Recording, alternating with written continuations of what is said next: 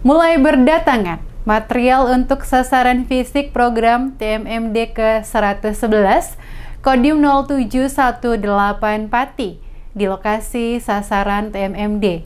Seperti kali ini, pendistribusian material pasir dan batu sudah sampai di lokasi sasaran.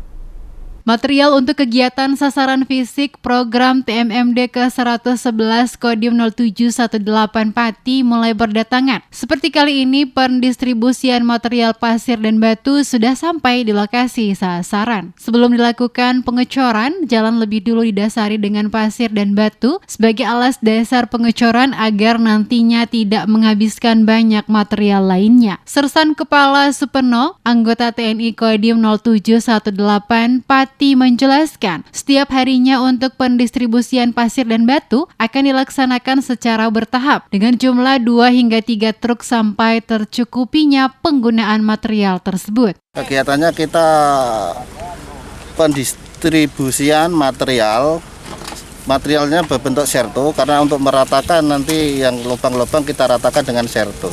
Tahap awal pengecoran kita dasari dengan serto kita ratakan nanti biar tidak menghabiskan terlalu banyak material. Nanti ada kendaraan sekitar 3 untuk menyufle material ini, silih berganti ada 3 setiap harinya sampai 2 atau 3 kali berangkat.